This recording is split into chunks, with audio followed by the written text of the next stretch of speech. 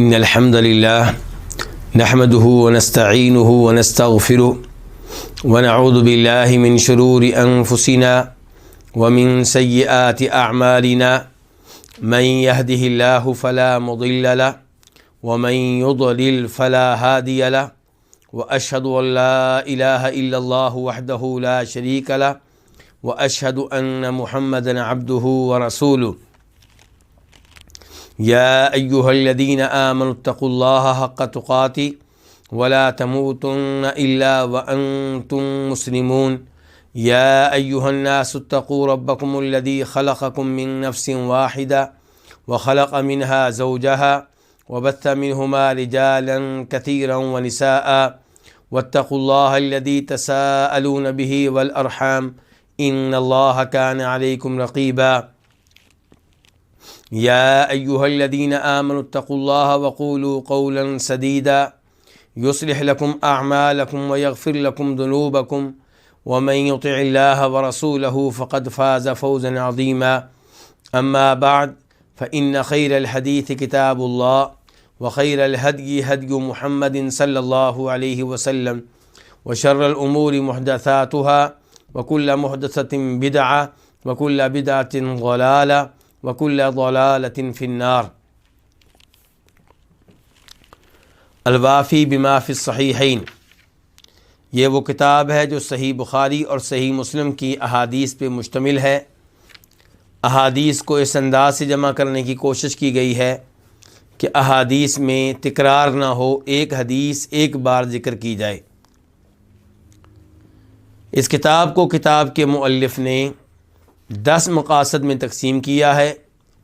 ان میں سے 5واں مقصد ہے الحاجات الضروریہ، انسان کی ضروری حاجات، اور اس میں پہلی کتاب ہم پڑھ رہے ہیں کتاب الاطعمۃ والاشربہ، یعنی کہ یہ وہ کتاب ہے جس میں کھانوں کے بارے میں گفتگو ہے اور مشروبات کے بارے میں گفتگو ہے، اور اس میں پہلی فصل جو ہے وہ ہے کھانوں کے بارے میں اور کھانے کے آداب کے بارے میں، اور اس میں کئی ایک ابواب ہیں۔ ان میں سے 6واں باب آج ہم پڑھیں گے، باب ما یقول اذا فرغ من طعامی، جب کھانے سے فارغ ہو جائے تو کیا کہے، یعنی کہ جب کھانا کھا لے، کھانے سے فارغ ہو جائے تو پھر کون سی دعا پڑھنی چاہیے، کون سا ذکر کرنا چاہیے۔ حدیث نمبر 1118 1118 خا، اس حدیث کو اپنی کتاب میں جگہ دینے والے امام کون سے امام ہیں؟ امام بخاری۔ عن ابی امامہ، روایت ہے جناب ابو امامہ باہلی رضی اللہ تعالی عنہ سے، اور یہ ابو امامہ باہلی جو ہیں ان کا نام کیا ہے؟ ان کا نام ہے سدی بن عجلان۔ ابو امامہ تو ان کی کنیت ہے، تو نام کیا ہے؟ سدی بن عجلان، سدی صاد کے ساتھ۔ تو ان سے روایت ہے کہ ان النبی صلی اللہ علیہ وسلم کان اذا فرغ من طعامی، کہ نبی صلی اللہ علیہ وسلم جب اپنے کھانے سے فارغ ہوتے تو قال، آپ یہ الفاظ کہتے، الحمد للہ کثیرا طیبا مبارکا فی غیر مکفی ولا مودع ولا مستغن عنہ ربنا۔ آپ اللہ کا شکر ادا کرتے ہوئے یہ الفاظ کہتے، الحمدللہ، تمام تعریفیں اللہ تعالیٰ کے لیے، کثیراً، بہت زیادہ تعریفیں، طیباً، پاکیزہ قسم کی تعریفیں، مبارکاً فی، ایسی تعریفیں جن میں برکتیں ہوں، غیر مکفین، یہ تعریف کافی نہیں سمجھی گئی، یہ کہ بہت زیادہ تعریفیں کر لینے کے باوجود یہ تعریف کافی نہیں سمجھی گئی، کیونکہ اللہ رب العزت بہت زیادہ حمد و ثنا کے حقدار ہیں، اس لیے جتنی بھی حمد و ثنا کر لیں وہ کیا ہے؟ ناکافی ہے۔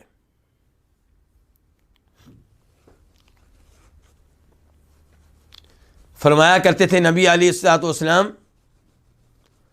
کہ انت کما اثنیت علی نفسک لا نحصی ثناء علیک انت کما اثنیت علی نفسک، اے اللہ ہم تیری حمد و ثنا کا حق ادا نہیں کر سکتے۔ تو یہاں پہ بھی کہا جا رہا غیر مکفی، کہ یہ تعریف کافی نہیں سمجھی گئی، یعنی کہ ہم جانتے ہیں کہ یہ تعریف ناکافی ہے۔ ولا مودع، اور نہ ہی یہ تعریف چھوڑ دی گئی ہے، ایسا نہیں ہے کہ یہ تعریف آخری بار ہے اور اس کے بعد اے اللہ تیری تعریف ہم بیان نہیں کریں گے۔ تو یہ کوئی الوداعی تعریف نہیں ہے، یہ کوئی آخری تعریف نہیں ہے، یہ وہ تعریف نہیں ہے جس کے بعد تیری تعریفیں ترک کر دی گئی ہوں۔ ولا مستغنا عنہ، اور نہ ہی اس سے بے نیازی ہو سکتی ہے۔ کس سے؟ اللہ کی تعریف سے۔ اللہ کی تعریف سے انسان بے نیاز نہیں ہو سکتا۔ کیوں؟ کیونکہ ہر لمحے انسان اللہ رب العزت کی نعمتوں کا محتاج ہے۔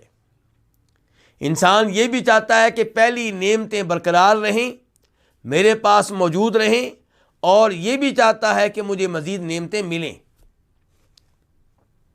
تو پہلی نعمتوں کو برقرار رکھنے کے لیے اور مزید نعمتیں پانے کے لیے انسان اس بات کا محتاج ہے کہ بار بار اللہ کی حمد و ثنا بیان کرے۔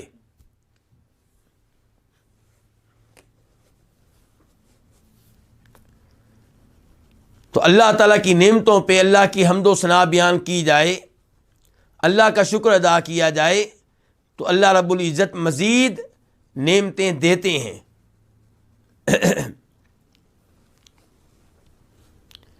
اور اگر اللہ رب العزت کی ناشکری کی جائے، ان نعمتوں پہ اللہ کا شکر ادا نہ کیا جائے، اللہ کی حمد و ثنا بیان نہ کی جائے، ان نعمتوں کو اللہ کی طرف منسوب نہ کیا جائے، تو پھر اللہ رب العزت اپنی نعمتیں واپس لے لیتے ہیں۔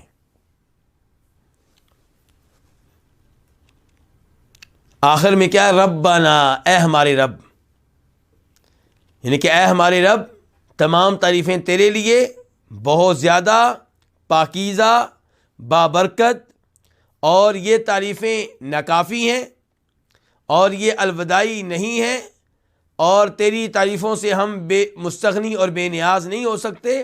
ربنا، اے ہمارے رب، ہمیں پالنے والے، ہمارے خالق و مالک و رازق، ہمارے پروردگار۔ تو یہ اس دعا کا ایک ترجمہ ہے جو میں نے آپ کے سامنے رکھا ہے، کیونکہ آخری جو 4 الفاظ ہیں، آخری جو 4-5 الفاظ ہیں، غیر مکفی ولا مودع ولا مستغنا عنہ، یعنی کہ یہ چیز ناکافی ہے، یہ الوداعی نہیں ہے، اور اس سے ہم بے نیاز نہیں ہو سکتے۔ اس سے مراد اللہ کی حمد و ثنا بھی ہو سکتی ہے، اور دوسری رائے یہ ہے کہ اس سے مراد کیا ہے کہ کھانا، جو ہم نے کھانا کھایا ہے یہ کوئی الوداعی کھانا نہیں ہے، جو کھانا ہم کھانے سے ہم بے نیاز اور مستغنی نہیں ہیں، ہمیں دوبارہ بھی کھانے کی ضرورت پڑے گی۔ تو یہ معنی بھی مراد دیا گیا ہے، لیکن جو معنی میں نے ذکر کیا ہے شاید یہ زیادہ واضح ہے اور زیادہ مناسب ہے اللہ کی حمد و ثنا کے اعتبار سے۔ یعنی کہ میں نے جو ترجمہ پیش کیا آپ کے سامنے، اس میں ناکافی کس کو کہا جا رہا ہے؟ اللہ کی حمد و ثنا کو، یعنی کہ جو حمد و ثنا ہم نے بیان کی ہے وہ ناکافی ہے۔ اور اس میں کس کے بارے میں کہا جا رہا ہے کہ یہ الوداعی نہیں ہے، یہ آخری نہیں ہے؟ کس کے بارے میں؟ اللہ کی حمد و ثنا کے بارے میں۔ اور کس کے بارے میں کہا جا رہا ہے کہ ہم اس سے مستغنی اور بے نیاز نہیں ہو سکتے؟ اللہ کی حمد و ثنا۔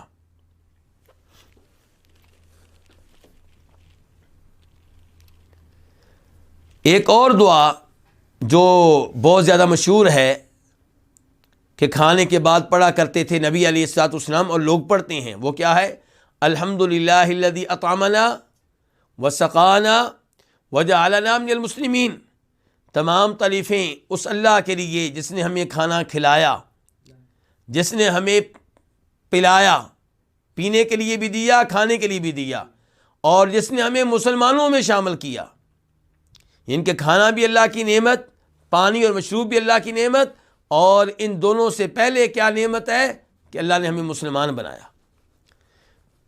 تو یہ دعا اچھی ہے، اس کے الفاظ اچھے ہیں، معنی مفہوم بہت عمدہ ہے، لیکن نبی علیہ الصلوۃ والسلام کی طرف اس کی نسبت ثابت نہیں ہے. اسے امام ترمذی اور امام ابن ماجہ اپنی اپنی احادیث کی کتب میں لے کر آئے ہیں، لیکن اسے شیخ البانی رحمہ اللہ نے ضعیف قرار دیا ہے، یعنی کہ اس کی نسبت نبی علیہ الصلوۃ والسلام کی طرف ثابت نہیں ہو سکی. نسبت کی گئی ہے لیکن یہ نسبت ثابت نہیں ہو سکی. تو اس لیے یہ دعا پڑھ لینی چاہیے، الحمدللہ کثیراً طیباً مبارکاً فی غیر مکفی ولا مودع ولا مستغنی عنہ ربنا. اور اس کی جگہ پہ ایک اور دعا بھی ثابت ہے نبی علیہ الصلوۃ والسلام سے، الحمدللہ الذی اطعمنی ھذا ورزقنیہ من غیر حول منی ولا قوہ. تمام تعریفیں اس اللہ کے لیے جس نے مجھے یہ کھانا کھلایا اور جس نے مجھے یہ کھانا دیا. اس کھانے میں میرا کوئی کمال نہیں، یعنی کہ اللہ نے یہ کھانا دیا ہے، اس میں میرا کوئی کمال نہیں، میری کوئی قوت نہیں، میرا کوئی ہنر نہیں، اس کے پیچھے میرا کوئی علم نہیں. سب کچھ کس کا ہے؟ اللہ کا ہے. اللہ نے اپنے فضل سے دیا ہے، اس میں میرا کوئی کمال نہیں ہے.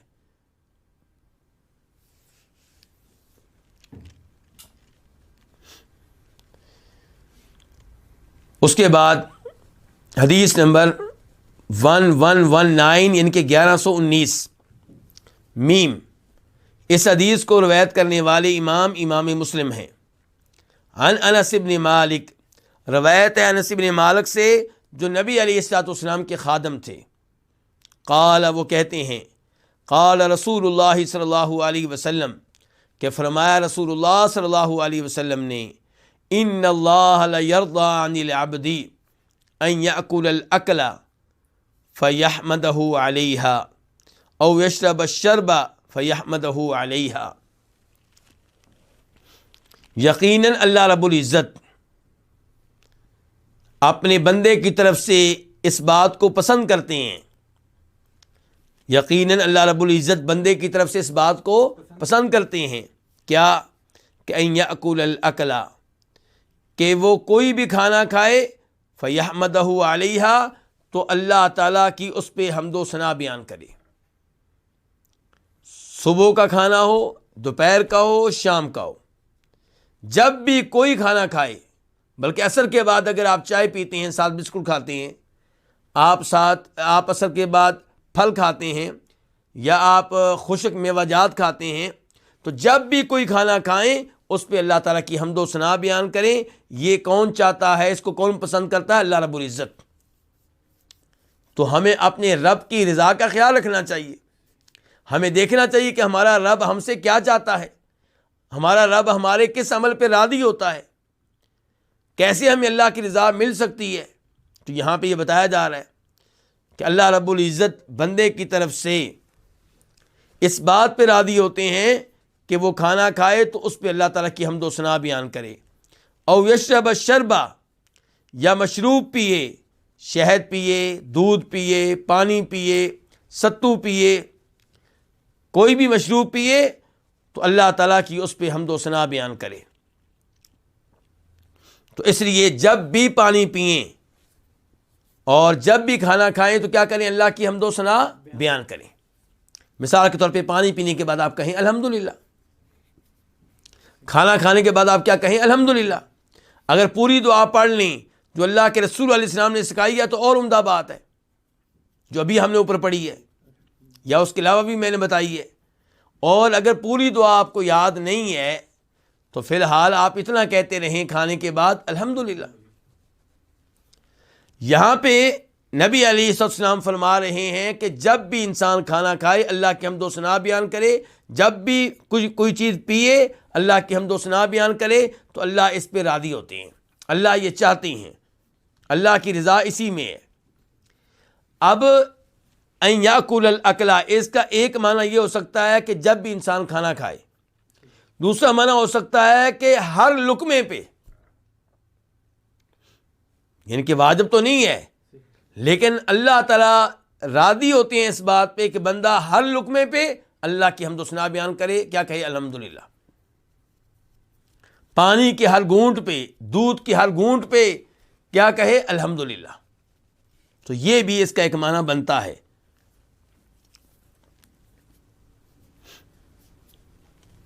تو انسان اگر ہر لقمے پہ یا ہر گھونٹ پہ اللہ کی حمد و ثنا بیان نہ کر سکے تو کم از کم ہر بار اللہ کی حمد و ثنا بیان کرے. جب بھی پانی پیے اللہ کی حمد و ثنا بیان کرے.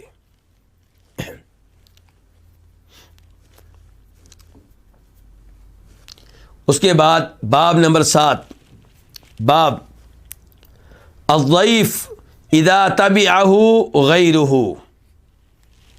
باب ہے مہمان کے بارے میں جب کہ کوئی اور اس کے پیچھے چلا آئے. مہمان جا رہا ہے کسی گھر میں جہاں سے اسے دعوت ملی ہے، جہاں اس کی ضیافت ہے، اور اس کے ساتھ کوئی ایک اور انسان چل پڑتا ہے جسے دعوت نہیں دی گئی. ہاں جی، اب کیا کیا جائے، اب کیا ہوگا، اس بارے میں یہ باب ہے. حدیث نمبر 1120 1120 قاف. اس حدیث کے بیان کرنے پہ اتفاق ہے کس کا؟ امام بخاری کا اور امام مسلم کا. عن ابی مسعود قال، روایت ہے ابو مسعود رضی اللہ تعالیٰ عنہ سے، وہ کہتے ہیں جاء رجل من الانصار یکنا ابا شعیب. انصاریوں میں سے ایک آدمی آیا جس کی کنیت کیا تھی؟ ابو شعیب تھی. ابو شعیب کی کنیت سے اسے پکارا جاتا تھا. فقال لغلام له قصاب. تو اس نے اپنے قصاب غلام سے کہا، اس نے اپنے غلام سے کہا جو کیا تھا؟ قصاب تھا. قصاب کسے کہتے ہیں؟ یعنی کہ کسائی تھا، گوشت بیچنے والا، گوشت بنانے والا، جس کا پیشہ کیا تھا؟ گوشت تھا. تو اس نے اپنے غلام سے کہا جو کہ قصاب تھا اجعل لی طعاما یکفی خمسہ، میرے لیے کھانا بناؤ جو کافی ہو جائے 5 لوگوں کے لیے. مالک اپنے غلام سے کہہ رہا ہے کہ میرے لیے کھانا بناؤ جو کافی ہو جائے کتنے لوگوں کے لیے؟ 5 لوگوں کے لیے. فإنی ارید ان ادعو النبی صلی اللہ علیہ وسلم خامس خمسہ، کیونکہ میں نبی علیہ الصلوۃ والسلام کو دعوت دینا چاہتا ہوں. آپ پانچوں میں سے 5ویں ہوں گے. ٹوٹل 5 آدمی ہوں گے، ان میں سے 5ویں آپ ہوں گے. یعنی کہ ایسا نہیں ہوگا کہ 5 اور چھٹے آپ ہوں، نہیں، 5 اور 5 سے مراد 5 ہی ہیں. تو میں نبی علیہ السلام کو دعوت دینا چاہتا ہوں جب کہ آپ 5 میں سے 5ویں ہوں گے. فإنی قد عرفت فی وجہہ الجوع. میں آپ کو دعوت کیوں دینا چاہتا ہوں؟ مناسبت کیا ہے؟ کیونکہ میں نے آپ کے چہرے پہ بھوک کے آثار دیکھے ہیں. فإنی قد عرفت، یقیناً میں نے پہچان لیا ہے، فی وجہہ، آپ کے چہرے سے. کس کو پہچان لیا ہے؟ بھوک کو.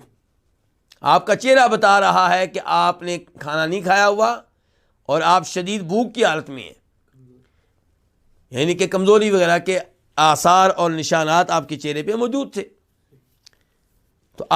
تو اس آدمی نے اپنے غلام سے کہا کہ نبی علیہ السلام کے لیے کھانا تیار کرو، میں آپ کی دعوت کرنا چاہتا ہوں.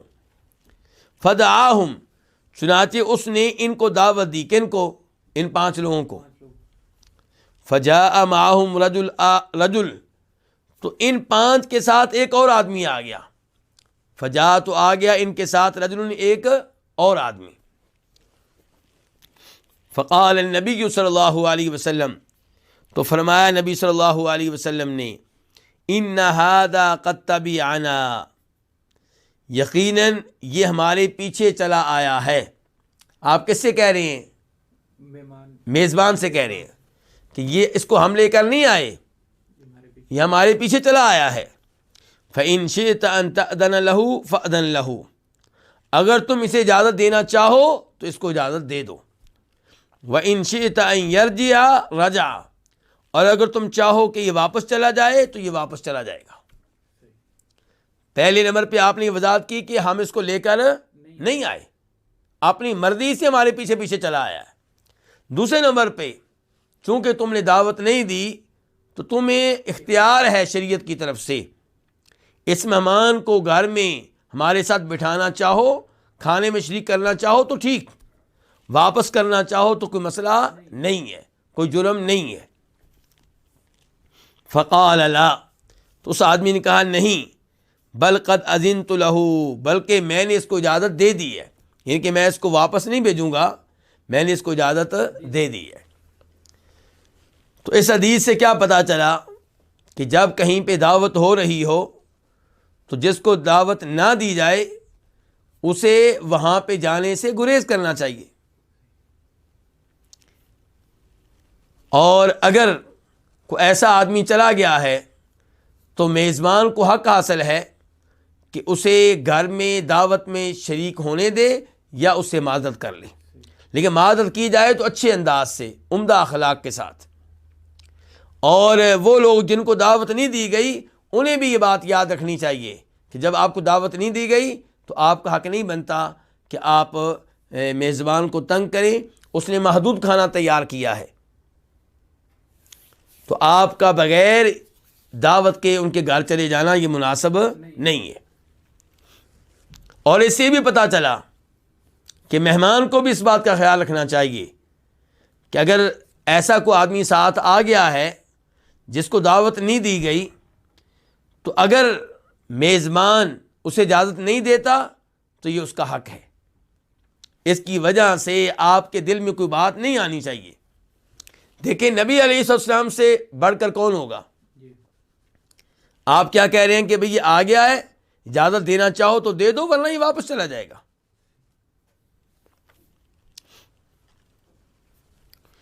اور اس کے بعد اس سے پتہ چلتا ہے اس صحابی کی عظمت کا اور صحابہ کرام کی شان اور مقام کا کہ کیسے وہ نبی علیہ السلام کا خیال رکھا کرتے تھے۔ آپ کے چہرے کو دیکھتے، چہرے سے پہچان لیتے کہ آپ بھوکے ہیں، پیاسے ہیں، آپ کی دعوت کا اہتمام کرتے، آپ کو کھانے پہ بلاتے، اگر آپ کے ساتھ کوئی اور آ گیا ہے تو اس کو بھی کھانے میں شریک کر لیتے۔ اس سے آپ اندازہ لگا سکتے ہیں کہ صحابہ کرام نبی علیہ السلام سے کس قدر محبت کرنے والے تھے اور آپ کا خیال رکھنے والے تھے۔ اور اس سے آپ یہ بھی اندازہ لگا سکتے ہیں کہ نبی علیہ السلام دنیا کے نمبر 1 انسان ہونے کے باوجود کتنے صابر اور شاکر تھے۔ ہمارے گھروں میں تقریباً دنیا کی ہر نعمت موجود ہے اور ہم پھر بھی نہ شکرے، پریشان، شکوے، اور یہ ہے نبی علیہ السلام عبادت میں سب سے آگے، لمبی لمبی نمازیں، تلاوت بہت زیادہ، اذکار بہت زیادہ، اللہ کی حمد و ثنا بہت زیادہ، اس کے باوجود بھوک ہے، کھانے کے لیے کچھ نہیں، کوئی اللہ رب العزت سے شکوہ نہیں، بلکہ ایسی شکل میں جب کھانا مل جاتا ہے تو فوراً اللہ کی حمد و ثنا بیان کرتے ہیں، اللہ کا شکر ادا کرتے ہیں اور ڈرتے ہیں کہ کہیں روز قیامت ان نعمتوں کے بارے میں سوال نہ ہو جائے۔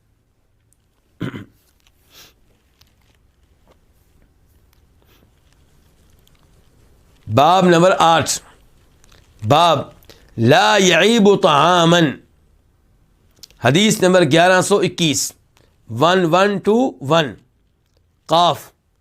اس حدیث کے بیان کرنے پہ اتفاق ہے کس کا؟ امام بخاری کا اور امام مسلم کا۔ عن ابی ہریرہ قال ما عاب النبی صلی اللہ علیہ وسلم طعاما قط ان اشتہاہ اکلہ وان کرہہ ترکہ۔ تو باب کیا ہے کہ آپ کسی بھی کھانے کو معیوب قرار نہیں دیتے تھے، کسی بھی کھانے میں عیب نہیں نکالتے تھے۔ جناب ابو ہریرہ سے روایت ہے، وہ کہتے ہیں کہ نبی علیہ السلام نے کبھی بھی کسی کھانے کو معیوب قرار نہیں دیا، کبھی بھی کسی کھانے میں آپ نے عیب نہیں نکالے۔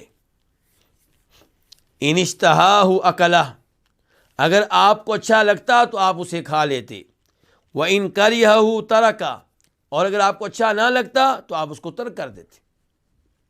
وفی روایت لمسلم، اور مسلم شریف کی ایک روایت میں ہے وَإِن لَّمْ يَشْتَهِ سَكَتَ، اور اگر آپ کو پسند نہ آتا تو آپ خاموشی اختیار کرتے، یعنی کہ کھانے کی وجہ سے تنقید نہیں کرتے تھے،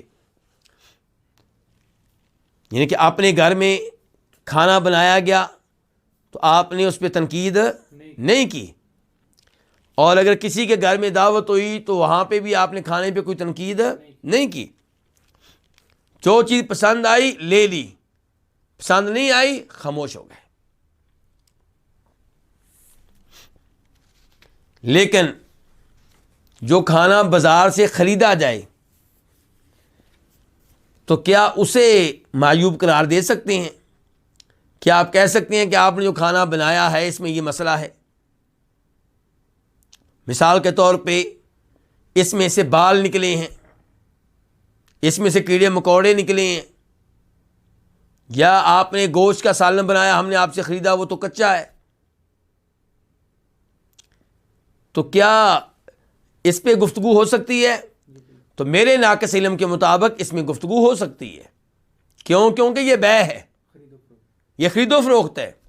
جیسے آپ گاڑی خریدیں تو اگر اس میں عیب ہے تو آپ بیان کریں گے، آپ کپڑے خریدیں اس میں کوئی عیب ہے تو آپ بیان کریں گے، تو جو کھانا آپ نے خریدا اس میں عیب ہے تو آپ بیان کریں گے، پھل آپ نے خریدا اس میں عیب ہے آپ بیان کریں گے،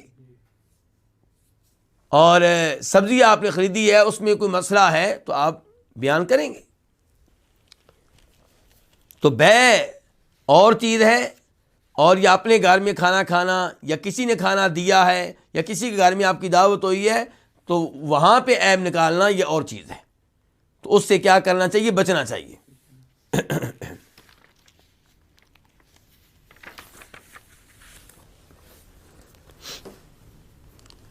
باب نمبر 9، باب کیا ہے؟ باب طعام الواحد یکفی الاثنین، ایک شخص کا کھانا دو کے لیے کافی ہے۔ حدیث 1122 1122 میم، اس روایت کو اپنی کتاب میں جگہ دینے والی امام کون سے؟ امام مسلم۔ عن جابر بن عبداللہ قال، روایت ہے جناب جابر بن عبداللہ رضی اللہ تعالیٰ عنہما سے، وہ کہتے ہیں سمعت رسول اللہ صلی اللہ علیہ وسلم یقول، میں نے سنا رسول اللہ صلی اللہ علیہ وسلم سے کہ آپ کہہ رہے تھے طعام الواحد یکفی الاثنین، ایک شخص کا کھانا دو آدمیوں کے لیے کافی ہے، وطعام الاثنین یکفی الاربع، اور دو کا کھانا چار کے لیے کافی ہے، وطعام الاربع یکفی الثمانیہ، اور چار لوگوں کا کھانا 8 لوگوں کے لیے کافی ہے۔ اس سے کیا پتہ چلا کہ مومن بہت زیادہ کھانا کھانے والا نہیں ہوتا، ایک مومن کا کھانا 2 مومنوں کے لیے کافی ہو جاتا ہے، اور 2 کا کھانا 4 کے لیے، 4 کا 8 کے لیے۔ اور یہ تب ہوگا جب آپ کھانا کھانے سے پہلے بسم اللہ پڑھیں گے، کھانے میں اللہ تعالیٰ برکت ڈالیں گے، کھانے میں شیطان کا کوئی کردار نہیں ہوگا، شیطان کو کھانا کھانے کا موقع نہیں ملے گا، تو پھر مسلمان کا کھانا اتنا بابرکت ہوتا ہے کہ ایک کا کھانا 2 کے لیے، 2 کا 4 کے لیے، اور 4 کا 8 کے لیے کافی ہو جاتا ہے۔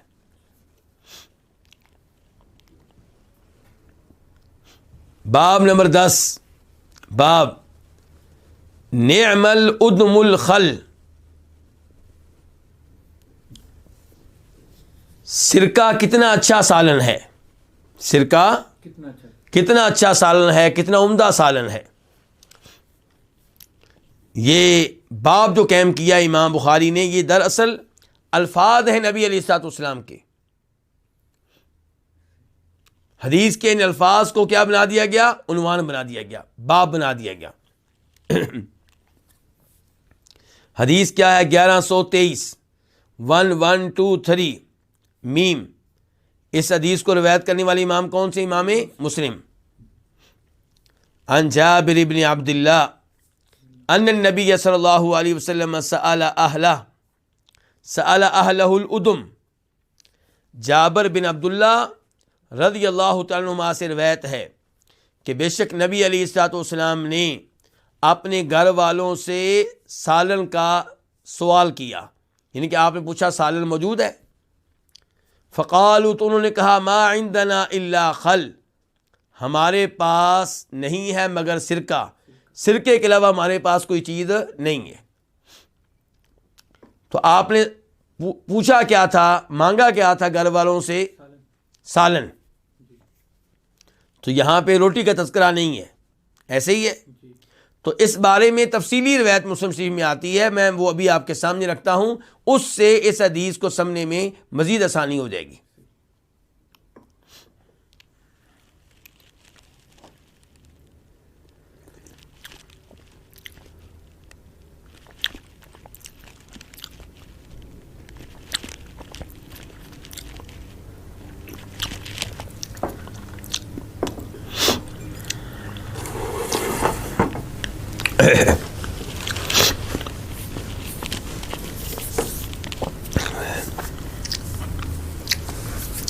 تفصیلی روایت امام مسلم یوں بیان کرتے ہیں، جناب جابر رضی اللہ تعالیٰ عنہ سے کہتے ہیں کہ میں اپنے گھر میں بیٹھا ہوا تھا،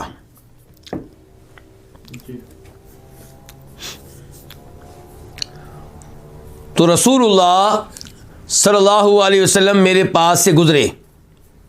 میں کسی گھر میں بیٹھا ہوا تھا تو رسول اللہ صلی اللہ علیہ وسلم میرے پاس سے گزرے، تو آپ نے میری جانب اشارہ کیا، فقمت الیہ، تو میں آپ کی طرف چلا گیا، فاخذ بیدی، آپ نے میرے ہاتھ پکڑ لیے، فانطلقنا، تو ہم چلے،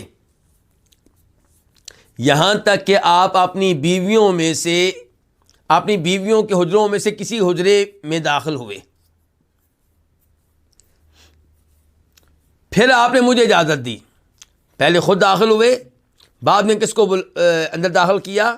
جناب جابر کو۔ تو یہ ہے آداب کہ آپ مہمان لے کر آئے ہیں، گھر والوں کو علم نہیں ہے، پہلے خود داخل ہوں تاکہ گھر والے تیار ہو جائیں، پردہ وغیرہ کر لیں، کوئی گھر میں ایسی کوئی چیز ہے جو موجود نہیں ہونی چاہیے تو اس کو ہٹا لیں۔ تو آپ نے پھر جناب جابر کو داخل کیا، تو آپ نے پوچھا حل من غدا، کیا کھانا موجود ہے؟ کس سے پوچھا؟ گھر والوں سے۔ فقالوا نعم، انہوں نے کہا جی ہاں موجود ہے۔ چنانچہ آپ کے پاس 3 روٹیاں لائی گئیں۔ کیا لائی گئیں؟ 3 روٹیاں لائی گئیں۔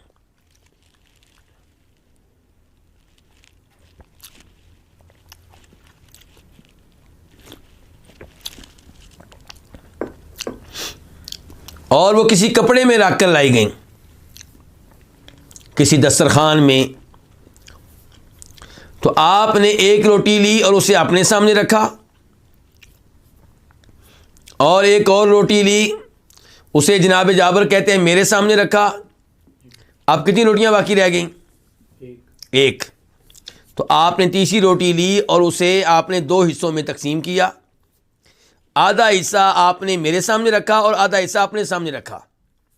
پھر آپ نے کہا کہ کیا کوئی سالن ہے؟ تو اس سے آپ اس حدیث کو سمجھ سکتے ہیں جو ابھی ہم پڑھ رہے ہیں کہ روٹیاں موجود تھیں، سالن موجود نہیں تھا۔ تو آپ نے پوچھا کیا کوئی سالن ہے؟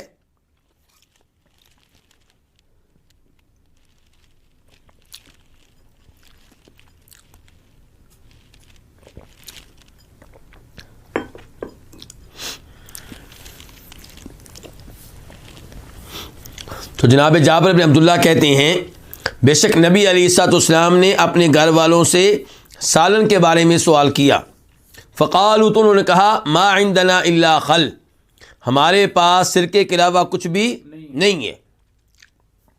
فدعا به، تو آپ نے وہ طلب کر لیا، کیا؟ سرکہ۔ فجعل یاکل به، تو آپ اس کے ساتھ کھانے لگے، یعنی کہ سرکے کے ساتھ روٹی کھانے لگے۔ وَيَقُولُ، اور کہنے لگے نعم الادم الخل، سرکہ کتنا اچھا سالن ہے، نعم الادم الخل، دوسری بار پھر کہا سرکہ کتنا اچھا سالن ہے۔ تو اس سے پتہ چلا کہ سرکہ سالن کی حیثیت رکھتا ہے، جبکہ گھر میں باقاعدہ سالن موجود نہ ہو تو یہی سالن ہے، تو اس کے ساتھ روٹی لگا کے کھائی جائے تو یہ بہت عمدہ ہے۔ اس حدیث کو بیان کرنے والے صحابی کون ہیں؟ جناب جابر بن عبداللہ۔ جناب جابر سے اس حدیث کو سننے والے، لینے والے راوی طلحہ بن نافع کہتے ہیں کہ جب سے میں نے یہ حدیث جابر سے سنی ہے تب سے مجھے سرکے سے محبت ہو گئی ہے۔ یہ ہے محبت۔ صحابہ کرام کی محبتیں بھی تبدیل ہو گئیں دین تبدیل ہونے سے۔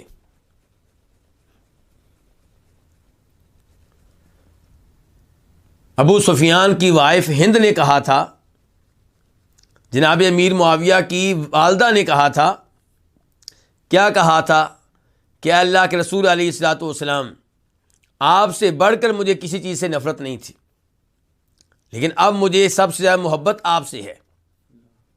اور ایسا کئی صحابہ کرام نے کہا ہے۔ تو محبت اور دشمنی کے معیار تبدیل ہو گئے دین تبدیل ہو جانے سے۔ تو یہاں پہ دیکھیے کہ ایک چیز پہلے محبوب نہیں ہے، اب محبوب کیوں ہو گئی ہے؟ اس لیے نہیں کہ مجھے مزہ آیا ہے، اس لیے کہ میرے محبوب کو پسند آئی ہے۔ یہ ہے نبی علیہ الصلوۃ والسلام سے محبت۔ اس کے باوجود اگر کسی کو سرکہ پسند نہیں ہے تو ہم یہ نہیں کہہ سکتے کہ اسے اللہ کے رسول سے محبت نہیں ہے، کیونکہ شریعت نے اس محبت کو واجب قرار نہیں دیا۔ لیکن بہرحال آپ اپنی زبان سے نفرت کا اظہار کریں سرکے سے تو یہ بھی غیر مناسب ہے، لیکن آپ یہ کہہ سکتے ہیں کہ مجھے پسند نہیں ہے۔ لیکن کامل محبت کیا ہے کہ جو سالن آپ کو پسند ہے وہ سالن صحابی نے پسند کرنا شروع کر دیا، سرکہ آپ کو پسند ہے تو صحابی نے سرکہ پسند کرنا شروع کر دیا۔ یہ ہے آپ کی وجہ سے محبت۔ تو آپ کو چونکہ اپنے صحابہ کرام سے محبت تھی تو آپ کے صحابہ کرام سے محبت دراصل کس کے ساتھ محبت ہے؟ نبی علیہ الصلوۃ والسلام کے ساتھ۔ آپ کو اپنی بیویوں سے محبت تھی، آپ کی بیویوں سے محبت نبی علیہ السلام سے محبت ہے۔ جو نبی علیہ السلام کے صحابہ کرام کو برا بلا کہے، آپ کی بیویوں کو برا بلا کہے اور پھر یہ کہے کہ ہم نبی علیہ السلام سے محبت کرتے ہیں تو یہ اس کا دعویٰ ہے، اور دعوے سے بڑھ کر کچھ نہیں ہے۔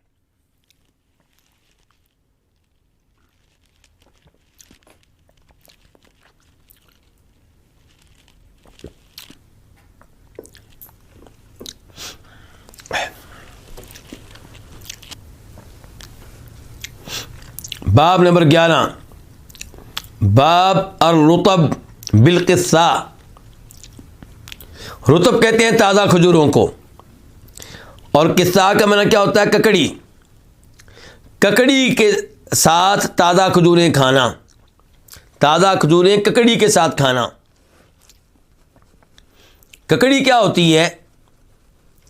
یہ کھیرے سے ملتی جلتی ایک چیز ہوتی ہے، مجھے امید ہے کہ کئی لوگوں کے ذہنوں میں آ چکی ہوگی۔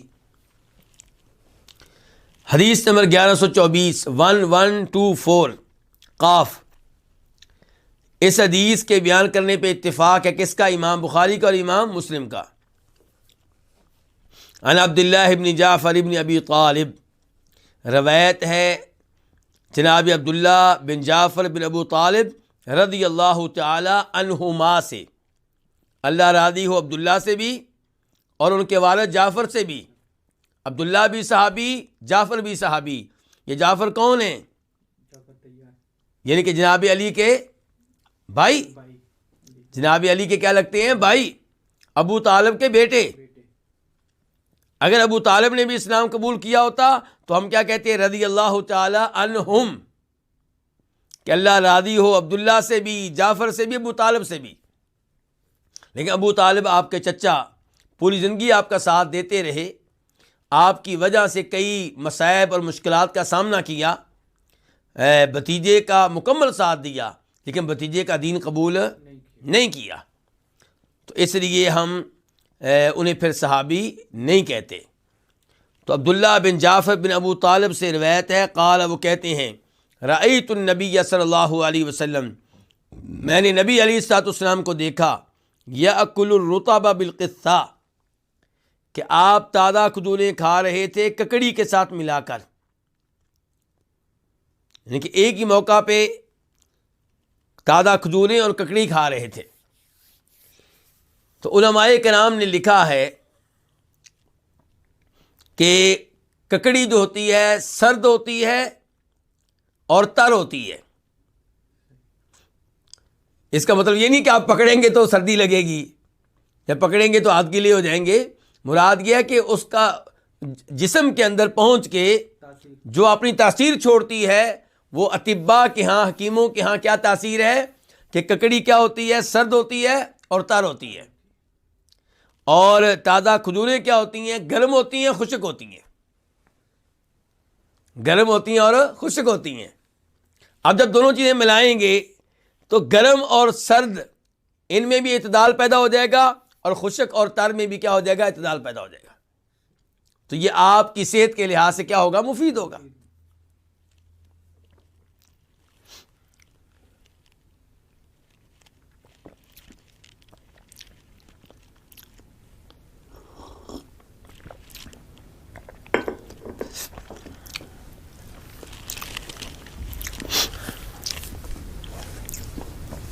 اس کے بعد باب ہے، کون سا؟ باب نمبر 12، باب العجوتی والتمری،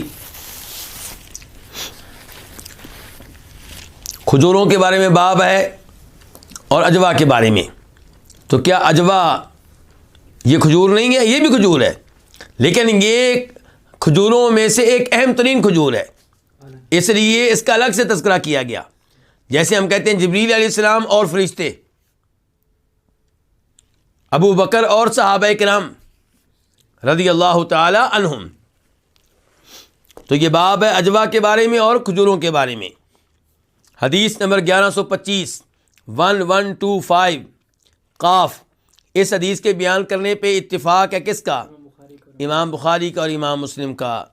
عن سعد بن ابی وقاص قال، روایت ہے جناب سعد بن ابو وقاص رضی اللہ تعالیٰ عنہ سے، وہ کہتے ہیں، قال رسول اللہ صلی اللہ علیہ وسلم، فرمایا رسول اللہ صلی اللہ علیہ وسلم نے،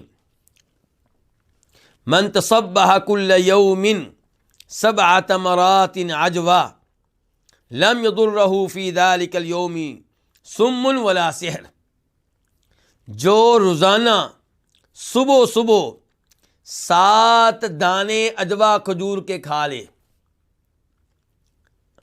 اجوا جو کھجور ہے اس کے کتنے دانے کھا لے؟ 7، تو لم یضرہ فی ذلک اليوم، تو اس دن اسے نقصان نہیں دے گا کوئی زہر اور نہ کوئی جادو۔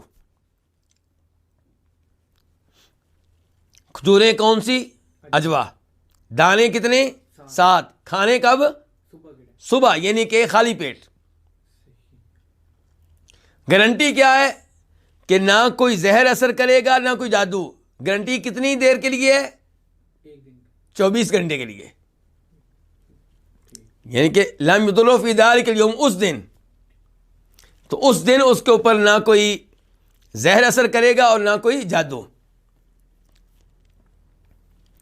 اور مسلم شریف کی ایک روایت میں ہے کہ آپ نے کہا کہ جو صبح صبح 7 دانے کسی ایسی کھجور کے کھا لے جو مدینہ کے 2 حروں کے مابین پیدا ہوتی ہیں۔ کہاں پیدا ہوتی ہیں؟ مدینہ کے 2 لابوں، 2 حروں کے مابین۔ مدینہ میں 2 حرے ہوا کرتے تھے، مشرقی حرہ، مغربی حرہ۔ حرے سے مراد کیا ہے؟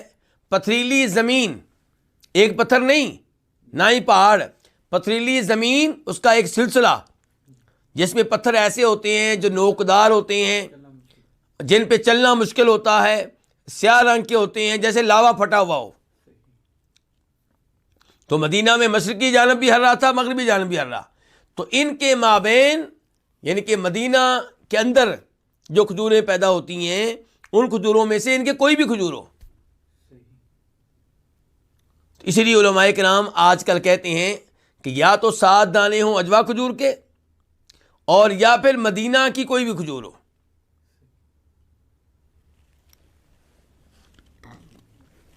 اور مسلم شریف میں ایک اور حدیث ہے جس کا نمبر ہے 2048، اور اسے روایت کرنے والی جناب ام المومنین عائشہ ہیں. اس میں یہ ہے کہ مدینہ کے اوالی کی جو اجوا کھجوریں ہیں ان میں شفا ہے. شفا کس میں ہے؟ ان فی اجوۃ العالیۃ شفاء، شفا ہے کس میں؟ مدینہ کے جو بلائی علاقے ہیں وہاں کی جو اجوا کھجور ہے. اور مدینہ کے بلائی علاقے کون سے ہیں؟ یہ قباء مسجد کی سائڈ پہ دائیں بائیں جو علاقے ہیں، اور آج بھی وہاں کھجوروں کے باغات موجود ہیں، اگرچہ بہت کم رہ گئے ہیں، لیکن وہ علاقہ کھجوروں کا علاقہ ہے.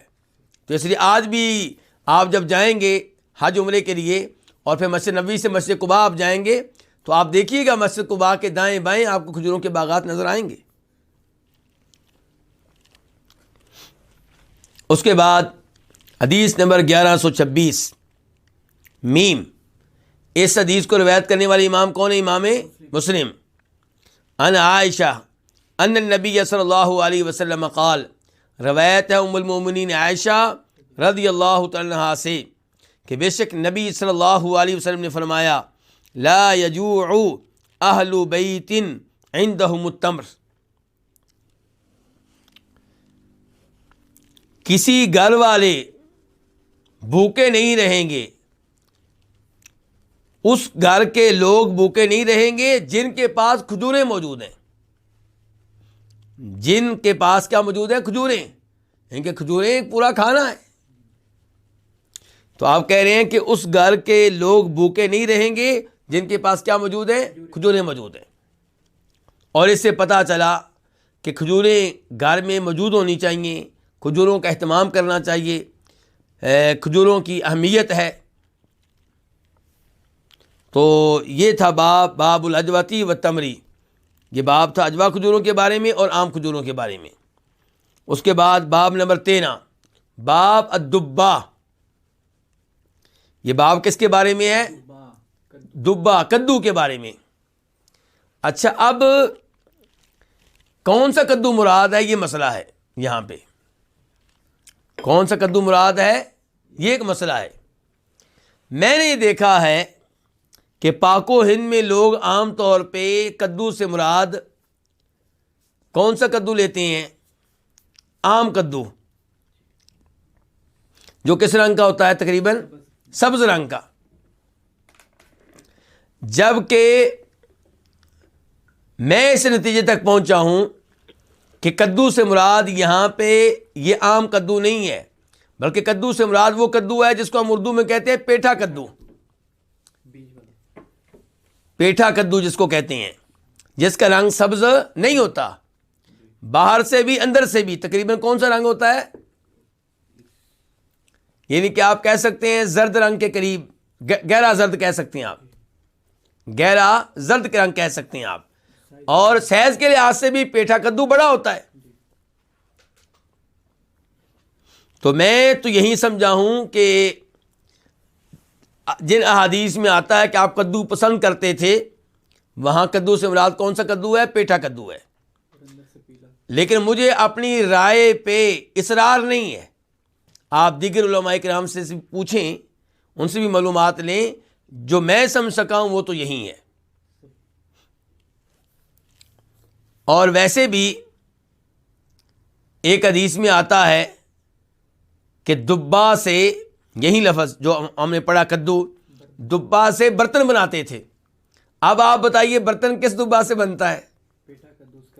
پیٹھا کدو، کیونکہ اس کی جو چھلکا ہے وہ موٹا ہوتا ہے، اس سے تو برتن بن سکتا ہے، پیالہ بن سکتا ہے. لیکن یہ جو سبز کدو ہے اس سے نہیں بن سکے گا.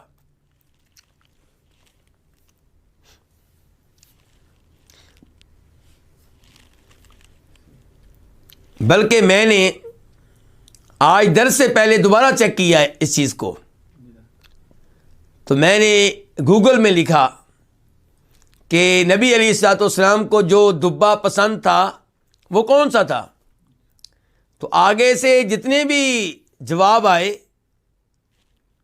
تو اس میں جو تصویر دکھائی جا رہی تھی وہ پیٹھے کدو کی تھی. مجھے ان تصویروں میں ایک بھی تصویر نہیں ملی سبز کدو کی.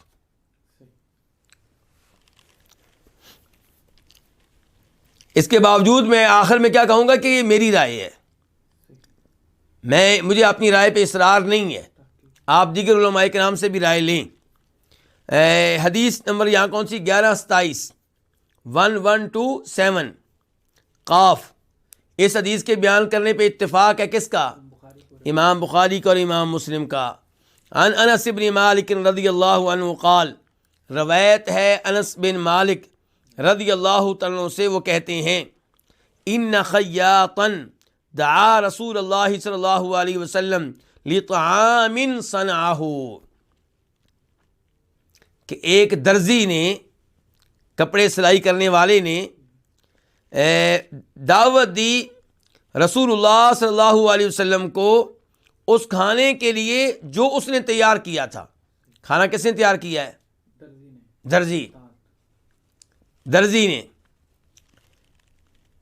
تو دیکھیے نبی علیہ السلام کی تواضع اور آپ کی عاجزی کہ آپ نے اس درزی کی دعوت کو بھی قبول کیا ہے. آج ہم لوگ مثال کے طور پہ جوتے سلائی کرنے والے جو موچی ہیں اور ہماری حجامت بنانے والے، بال ہمارے کاٹنے والے جن کو حجام کہتے ہیں، وہ ایسا کوئی آدمی ہماری دعوت کرے تو شاید ہم بڑی مشکل سے دعوت قبول کریں اور ہو سکتا ہے کہ ہم انکار کر دیں. لیکن سلام پیش کیجئے نبی علیہ الصلوۃ والسلام کو، دنیا کے نمبر 1 انسان، اللہ کے ہاں بہت بڑا مقام و مرتبہ رکھنے والے، جن کا نام اذان میں، درود جن پہ پڑھا جاتا ہے، جن پہ قرآن نازل ہوتا ہے، جن کے اعزازات بہت زیادہ ہیں، اور عام سا کوئی درزی، یعنی کہ ہمارے مقابلے میں تو وہ صحابی ہیں، ہم تو ان کے پاؤں کی خاک بھی نہیں، لیکن دیگر صحابہ کرام کے مقابلے میں عام سا کوئی درزی بھی دعوت دیتا ہے تو آپ قبول کرتے ہیں.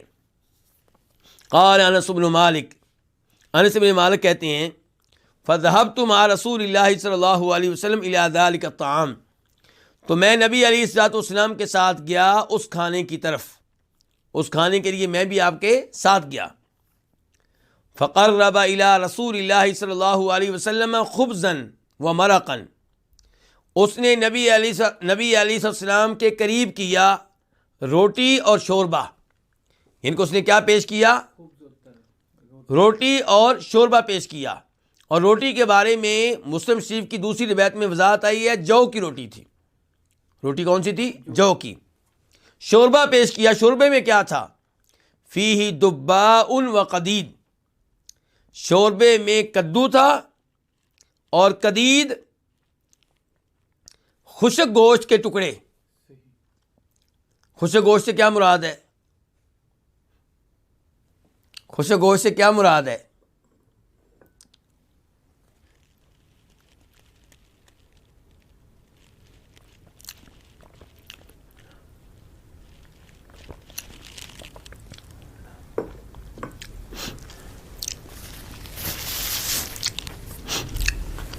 خشک گوشت سے کیا مراد ہے، یہ وہ لوگ نہیں سمجھ سکتے جو فریزر کے عادی ہیں. یہ تو ان لوگوں کو معلوم ہے جنہوں نے تھوڑا بہت وہ زمانہ پایا ہے جس زمانے میں فریزر اور یہ چیزیں نہیں ہوتی تھیں. تو گوشت کو کیسے محفوظ کرتے تھے؟ گوشت کے ٹکڑے کر کے، بلکہ اسے خشک کیا کرتے تھے اور اس کے اوپر کئی چیزیں بھی استعمال کرتے تھے تاکہ وہ محفوظ رہے، خراب نہ ہو، اور وہ بڑا لذیذ ہوا کرتا تھا. تو یہ سے مراد، قدید سے مراد یہ ہے سوکھا گوشت، خشک گوشت، اس کے ٹکڑے جو تھے وہ بھی شوربے میں موجود تھے. فرأیت النبی صلی اللہ علیہ وسلم، جناب انس بن مالک کہتے ہیں میں نے نبی علیہ السلام کو دیکھا یتتبع الدباء من حوال القصعہ، آپ پیالے کے اطراف سے، پیالے کی مختلف جانبوں سے، مختلف جہات سے کیا تلاش کر رہے تھے؟ دبا، یعنی کہ کدو تلاش کر رہے تھے. کدو کے ٹکڑے جدھر پڑے ہوتے وہ آپ لیتے. قال، انس بن مالک کہتے ہیں فلم ازل احب الدباء من یومئذ، اس دن سے میں اس کدو سے محبت کرنے لگ گیا ہوں، اس کی محبت میرے دل میں بیٹھ گئی ہے.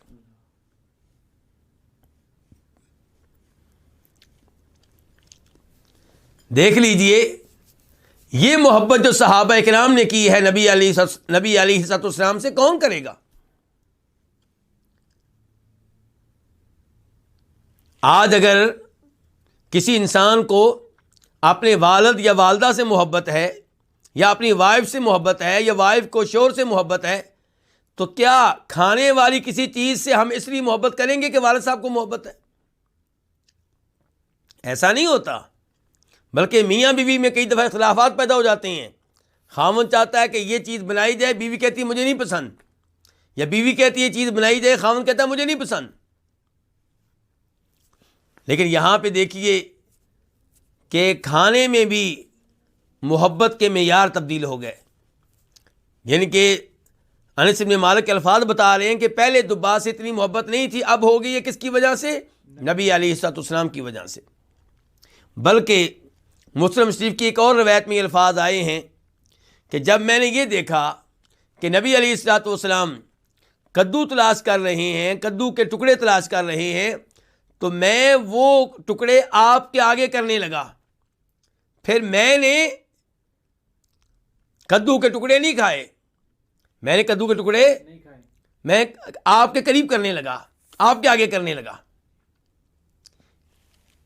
انس بن مالک، ایک محبت کی دلیل کیا کہ دبا سے پہلے محبت نہیں ہے، کدو سے محبت نہیں ہے، اب محبت ہوگی. کس کی وجہ سے؟ اللہ کے رسول کی وجہ سے صلی اللہ علیہ وسلم. دوسرے نمبر پہ یہ محبت نبی علیہ السلام سے کہ کدو کے ٹکڑے جو اپنے سامنے تھے وہ کس کے سامنے کرنے شروع کر دیے؟ نبی علیہ السلام کے سامنے. اور صاف صاف کہہ رہے ہیں کہ پھر میں نے وہ نہیں کھائے.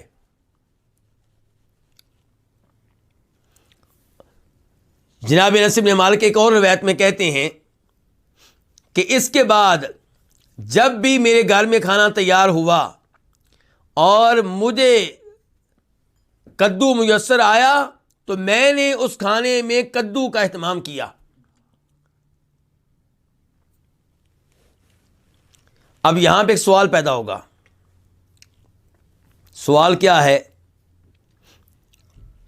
کہ نبی علیہ السلام کے بارے میں انس بن مالک کہہ رہے ہیں کہ آپ پیالے کی مختلف اطراف سے کدو جو ہے اسے تلاش کر رہے تھے. اور ہم نے وہ حدیث پڑھی ہے، کون سی؟ عمر بن ابو سلمہ والی، کہ عمر بن ابی سلمہ کہتے ہیں کہ میرا ہاتھ پلیٹ میں گھوم رہا تھا، کبھی ادھر کبھی ادھر، کبھی یہاں سے کھانا لیتا کبھی وہاں سے. تو آپ نے کہا تھا کہ آپ کیا کریں، کل مما یلیکا، وہ کھانا کھائیں جو آپ کے آگے آپ کے سامنے ہے. تو یہاں پہ خود نبی علیہ السلام نے اس کا اہتمام کیا ہے. تو اس میں ایک تو جواب یہ دیا گیا ہے، ایک وضاحت یہ پیش کی گئی ہے علماء کرام کی طرف سے کہ سالن میں کیا کچھ تھا؟ گوشت اور کدو. اگر نبی علیہ السلام نے کدو لیے ہیں تو گوشت انس بن مالک کے آگے کر دیا ہے. گویا کہ آپ نے خود کدو کا اہتمام کیا ہے، اور انس بن مالک جو بچے ہیں ان کو کیا موقع دیا؟ گوشت کھانے کا. تو انس بن مالک خود ہی آپ کے آگے پھر کدو کرتے رہے ہیں. تو نبی علیہ السلام کیا کرتے رہے ہیں؟ کدو کھاتے رہے ہیں، اور انس بن مالک نے گوشت کھایا ہوگا. جی. اور پھر یہ بھی ہے کہ اگر آپ ایک پلیٹ میں کھانا کھا رہے ہیں تو اس شکل میں آپ دوسرے کے آگے سے کھانا لے سکتے ہیں جب دوسرا یہ پسند کرنے والا ہو کہ آپ اس کے آگے سے لیں. نبی علیہ السلام کھانا جب کھائیں گے تو صحابہ کرام کیا چاہیں گے؟ آپ ہماری طرف سے بھی لیں. ہماری طرف سے بھی لیں. اب اسی حدیث میں کہہ رہے ہیں انس بن مالک کہ جو میرے سامنے بھی ٹکڑے تھے کدو کے وہ میں آپ کے قریب کرنے لگا. تو اس لیے یہاں پہ نفرت کا کوئی امکان نہیں ہے، کوئی ایسا خطرہ نہیں ہے. اور پھر آپ انس بن مالک کے سربراہ کی حیثیت رکھتے ہیں، تو اس لیے یہ صورتحال مختلف ہے اس صورتحال سے جس صورتحال میں آپ نے اس امر سے روکا ہے.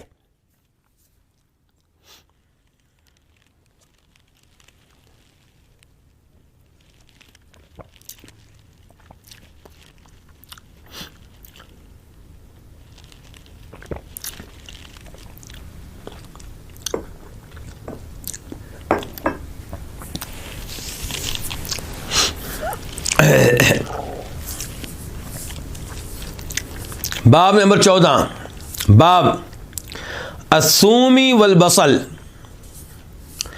باب کس کے بارے میں ہے؟ تھوم یا لہسن کہہ لیں آپ، اس کے بارے میں اور پیاز کے بارے میں. لیکن یہاں پہ کتاب کے رائٹر شیخ صالح شامی کوئی حدیث لے کر نہیں آئے، باب قائم کر دیا ہے، عنوان باندھ دیا ہے، لیکن کوئی حدیث لے کر نہیں آئے. ہم سے یہ کہا ہے کہ بھائی یہ نمبر میں دے رہا ہوں، یہ حدیثیں آپ دیکھ لیں، یعنی کہ میں حدیثوں کا تکرار نہیں کروں گا. میں اپنے وعدے پہ قائم ہوں کہ اس کتاب میں ایک حدیث ایک بار آئے گی، اس لیے میں نمبر دے رہا ہوں، آپ اس موضوع کے بارے میں وہ حدیث دیکھ لیں. تو یہ دو حدیثوں کے نمبر دیے ہیں، ایک گزر چکی ہے اور ایک آنے والی ہے. ان میں سے جو گزر چکی ہے اس کے بارے میں میں اشارہ کر دیتا ہوں.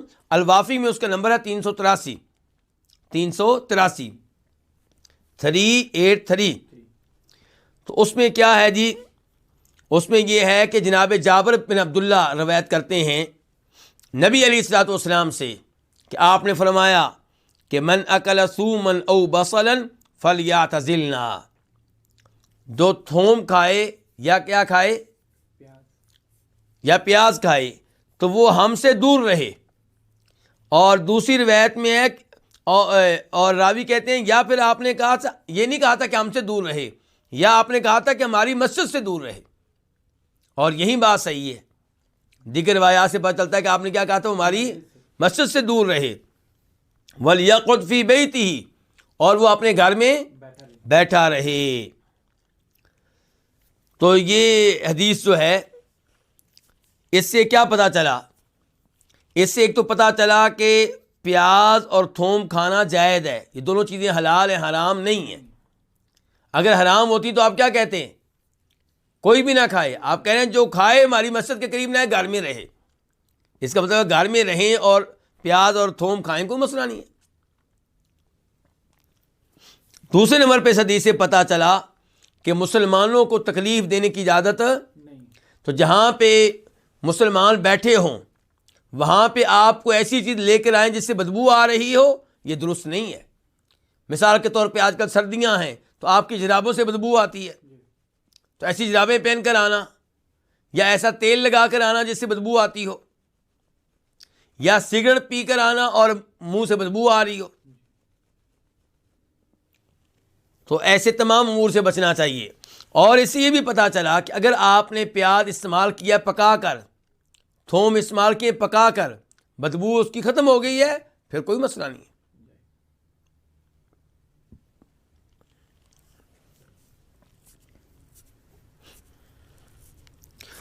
اس کے بعد ایک اور حدیث کی طرف اشارہ کیا ہے، لیکن وہ جب آئے گی انشاءاللہ تب ہم اس کا مطالعہ کریں گے. اب باب نمبر 15، باب طرف من معیشتہ صلی اللہ علیہ وسلم و اصحابہ. نبی صلی اللہ علیہ وسلم اور آپ کے صحابہ کرام کی معیشت کی ایک جھلک، ایک جانب. تو اس میں شیخ صالح شامی نے کوئی حدیث ذکر نہیں کی، یہاں پہ باب قائم کیا ہے اور اس کے نیچے اشارے دے دیے ہیں کہ یہ 5 حدیثیں آپ دیکھ لیں. یہ 5 حدیثیں اسی بارے میں ہیں، لیکن انہوں نے ان کا تذکرہ نہیں کیا. تو ان میں سے ایک حدیث کی طرف میں اشارہ کر دیتا ہوں تاکہ ہمیں اندازہ ہو جائے کہ شیخ صالح شامی یہاں پہ کیا میسج دینا چاہتے ہیں. تو وہ حدیث ایک ذکر کرتے ہیں جس کا وافی میں نمبر ہے 1777 1777. اس میں کیا ہے کہ نبی علیہ الصلوۃ والسلام کا جو بستر تھا وہ چمڑے کا تھا. بستر کس چیز کا تھا؟ چمڑے کا تھا. اور اس کے اندر کیا تھا؟ کھجور کا چھلکا، کھجور کے درخت کا جو چھلکا ہوتا ہے وہ اس کے اندر ڈالا گیا تھا. یہ کیا ہے؟ یہ آپ کا بستر ہے. اس سے آپ اندازہ لگا سکتے ہیں کہ نبی علیہ الصلوۃ والسلام نے کیسے سادہ زندگی گزاری ہے. آپ کی توجہ دنیا پہ نہیں تھی بلکہ کس پہ تھی؟ آخرت پہ تھی. اور آپ کے صحابہ کرام کی زندگی بھی ایسے ہی سادہ تھی.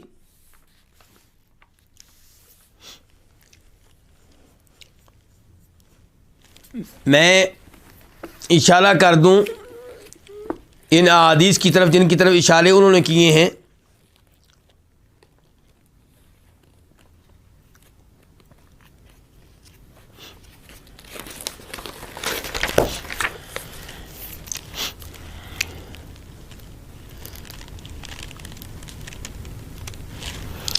مثال کے طور پہ ایک اور حدیث ذکر کی ہے. اس میں کیا ہے؟ ام المومنین عائشہ فرماتی ہیں کہ آل محمد نے یعنی کہ خاندان محمد نے صلی اللہ علیہ وسلم جب سے وہ مدینہ آئے ہیں ایسا کبھی نہیں ہوا کہ مسلسل 3 راتیں گندم کا کھانا کھایا ہو، یہاں تک کہ فوت ہو گئے. اور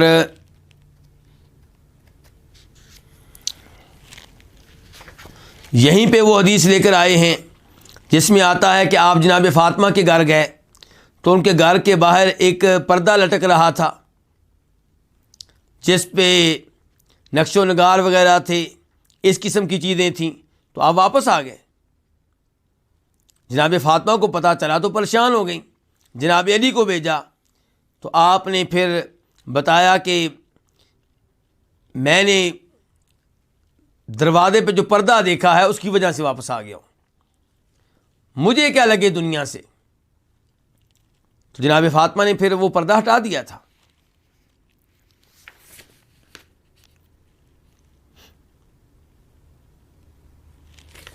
تو یہ وہ احادیث ہیں جن کی طرف یہاں پہ اشارہ کیا ہے.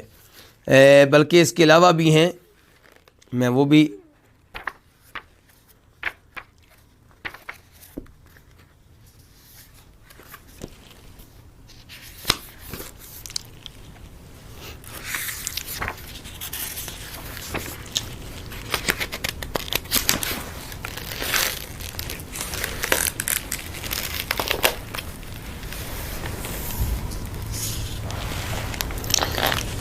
جی ایک اور حدیث 1462 اس کی طرف اشارہ کیا ہے.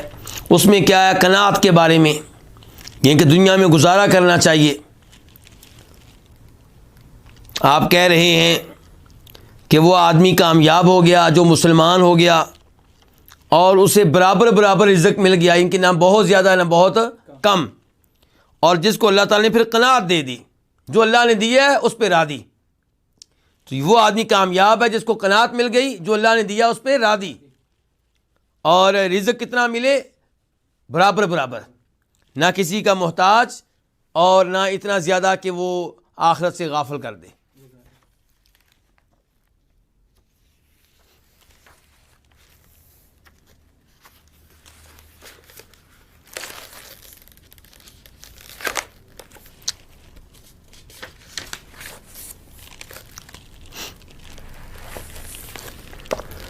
اس کے بعد اشارہ کیا ہے انہوں نے 1697 حدیث کی طرف. اس میں تذکرہ ہے اس چیز کا کہ مہاجرین جب مدینہ مکہ سے آئے تو ان کے پاس کچھ بھی نہیں تھا، تو انصاری جو تھے جن کے پاس زمینیں تھیں، جائیداد تھی، انہوں نے ان کو اپنے مال میں شریک کیا. تو اس سے آپ اندازہ لگا سکتے ہیں کہ انصاریوں کے ہاں آخرت مقدم تھی کس پہ؟ دنیا پہ.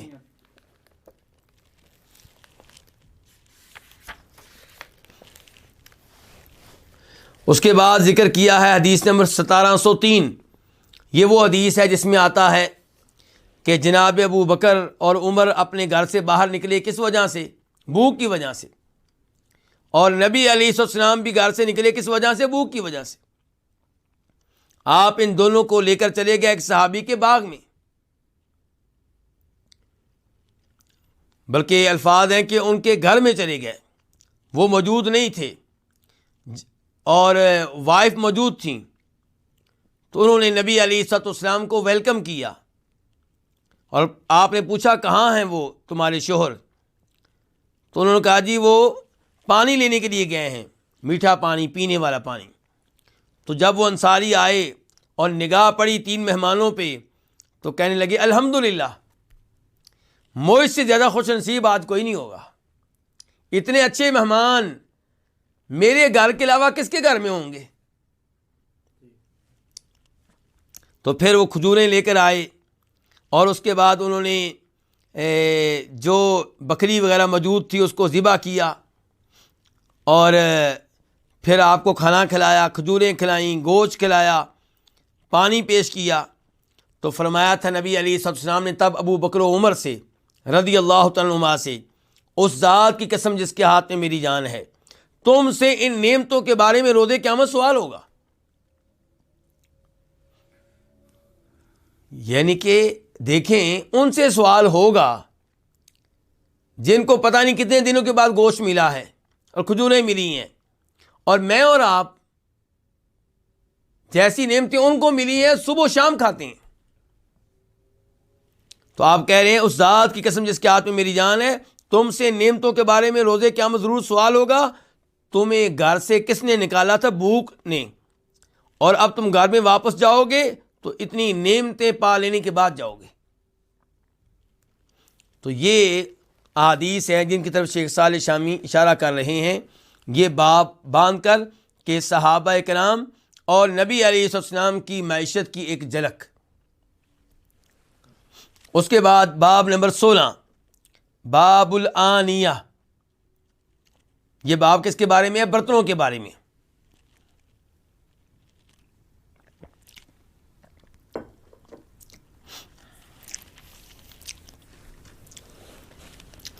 اس میں کہتے ہیں، یہاں پہ بھی کوئی حدیث لے کر نہیں آئے، اشارے دے دیے ہیں کہ اس موضوع پہ یہ حدیثیں آپ دیکھ لیں، یعنی کہ میں حدیثوں کا تکرار نہیں کروں گا۔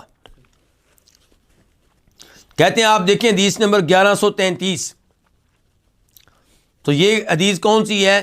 یہ ابو ثعلبہ خشنی رضی اللہ تعالیٰ عنہ کی حدیث ہے، جس میں یہ آتا ہے کہ صحابہ کرام نے آپ سے پوچھا، کچھ صحابہ کرام نے پوچھا کہ اللہ کے رسول جس علاقے میں ہم رہتے ہیں وہ علاقہ اہل کتاب کا ہے۔ کن کا ہے؟ اہل کتاب کا۔ تو کیا ہم ان کے برتن استعمال کر سکتے ہیں؟ یہودیوں عیسائیوں کے برتن استعمال کرنا جائز ہیں؟ تو آپ نے کہا تھا اگر تمہیں برتن میسر ہوں تو پھر ان کے برتن استعمال نہ کرو، اور اگر تمہیں اور برتن میسر نہ ہوں، تمہاری مجبوری بن جائے تو ان کے برتن دھو کر استعمال کر سکتے ہو۔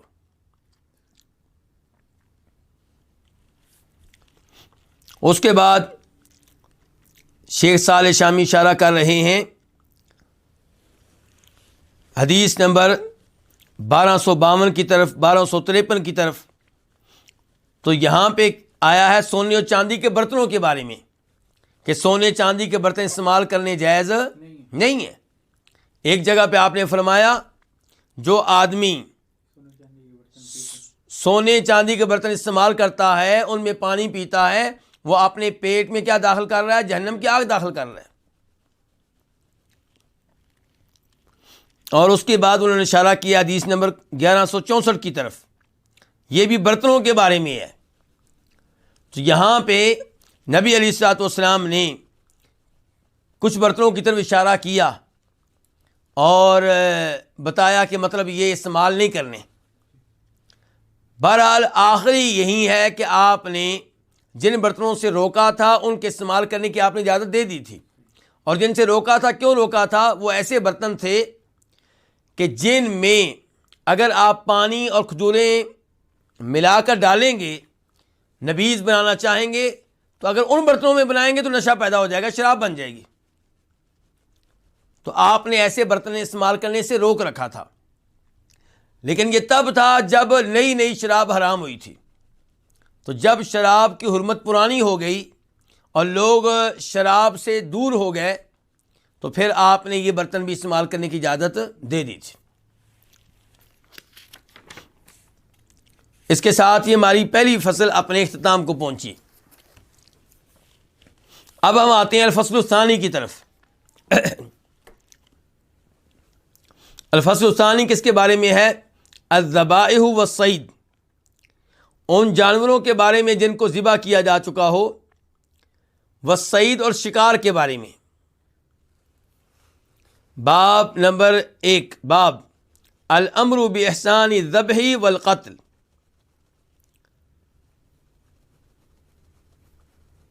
اچھے طریقے سے ذبح کرنے اور اچھے طریقے سے قتل کرنے کے بارے میں تعلیمات۔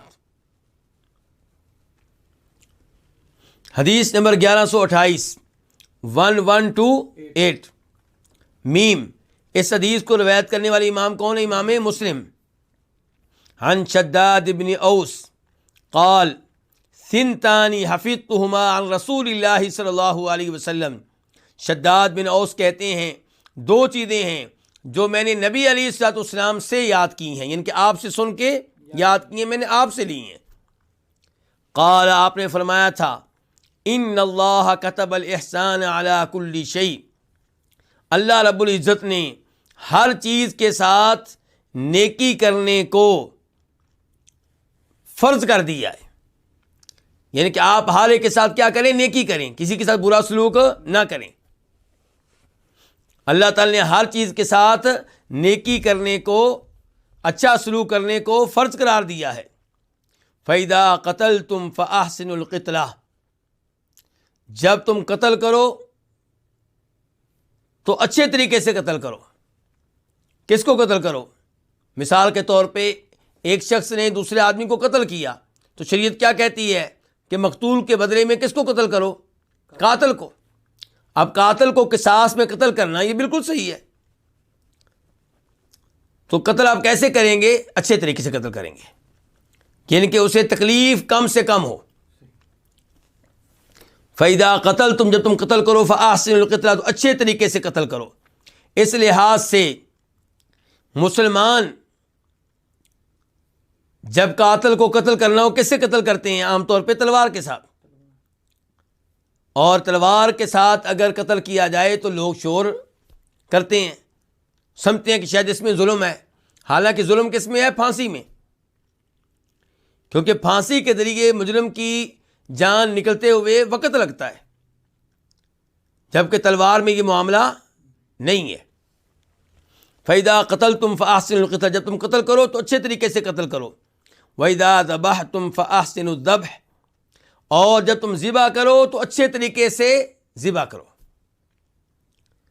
چنانچہ آپ نے اس کی مزید تفصیل بیان کرتے ہوئے کہا، وَلْيُحِدَّ أَحَدُكُمْ شَفْرَتَهُ، تم میں سے کوئی اپنی چھری کی دھار تیز کر لے۔ جانور کو ذبح کرنے لگو تو کیا کرو؟ چھری کی دھار تیز کر لو۔ فَلْيُرِحْ ذَبِیحَتَهُ، پس چاہیے کہ وہ اپنے ذبح کیے جانے والے جانور کو راحت دے، آرام دے، اسے تکلیف سے بچائے۔ تو آپ اندازہ کیجئے دین اسلام کی عظمت کا، کون سا زندگی کا پہلو اور شعبہ ہے جس میں اسلام نے رہنمائی نہ کی ہو۔ دیکھیے ایک ایک چیز ہمیں بتائی جا رہی ہے کہ قاتل کو قتل کرنا ہے تو اچھے طریقے سے، حتیٰ کہ اگر کافر کو قتل کریں گے تو اسے بھی اچھے طریقے سے قتل کرنا ہے۔ دوسری حدیث میں نبی علیہ السلام نے صاف صاف مصلح کرنے سے روکا ہے۔ مصلح کرنے کا کیا مطلب ہے؟ کہ آپ قتل کرنے کے بعد کان کاٹ دیں، اس کے اعضاء کاٹ دیں، اس کی آنکھیں نکال دیں، اس سے آپ نے روکا ہے، چاہے کوئی کافر ہو۔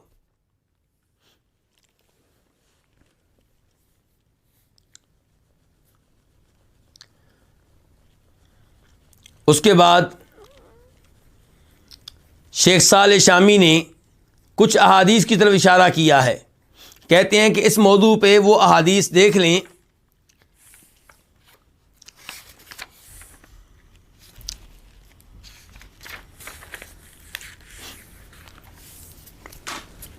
تو یہ حدیث نمبر کیا ہے؟ 1139، اور یہ جلدی آنے والی ہے۔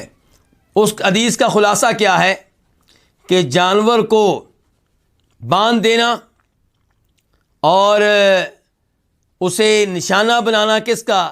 تیروں کا، یا آپ اور کسی قسم کی نشانہ بازی کر رہے ہیں اور جانور کو آپ نے کھڑا کیا ہوا ہے، باندھا ہوا ہے، نشانہ بازی اس پہ کر رہے ہیں، پریکٹس اور ٹریننگ آپ نشانہ بازی کی اس پہ کریں، تو شریعت اس سے روکتی ہے، کیونکہ اس سے بھی جانور کو تکلیف پہنچتی ہے۔ اور اس کے بعد اشارہ کیا ہے حدیث نمبر 1703 کی طرف، اور یہ وہی حدیث ہے جس کا بھی میں تذکرہ کر کے ہٹا ہوں کہ نبی علیہ الصلوۃ والسلام اور ابو بکر و عمر تینوں کو بھوک لگی تھی۔ ایک صحابی کے گھر گئے، صحابی آئے تو پھر انہوں نے کیا کیا تھا، وہ بکری کو ذبح کرنے لگے، تو آپ نے کہا تھا اس موقع پہ صحابی سے دھیان سے کسی ایسی بکری کو ذبح نہ کرنا جو دودھ دینے والی ہو۔ اب دودھ دینے والی بکری جو ہے اس کا کوئی نہ کوئی بچہ ہوگا، اس کا دودھ پیتا ہوگا، تو اس لیے آپ نے کیا کہا، دودھ دینے والی بکری کو ذبح نہ کرنا، اس سے بچنا۔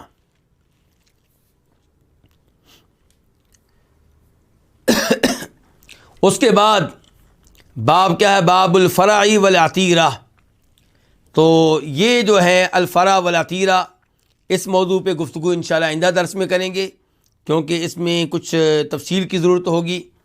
اللہ رب العزت سے دعا ہے کہ اللہ رب العزت ہمیں نبی علیہ السلام کی احادیث صحیح معنوں میں سمجھنے کی توفیق عنایت فرمائے اور دوسروں تک پہنچانے کی توفیق دے، اور اللہ تعالیٰ یہ علم حاصل کرنے کے معاملے میں ہمیں استقامت دے اور ہماری پریشانیاں اس کی برکت سے دور فرمائے اور ہمارے امور آسان فرمائے، ہماری اولاد کو اللہ تعالیٰ برکت بنائے، اور اللہ تعالیٰ ہمیں موت دے تو اس حیثیت سے دے کہ ہم مرنے سے پہلے بھی دین کے طالب علم ہوں، قرآن پڑھ رہے ہوں، قرآن کی تفسیر پڑھ رہے ہوں، نبی علیہ السلام کی احادیث پڑھ رہے ہوں، اور ہماری روح قبض کرنے کے لیے فرشتے آئیں تو رحمت کے فرشتے آئیں۔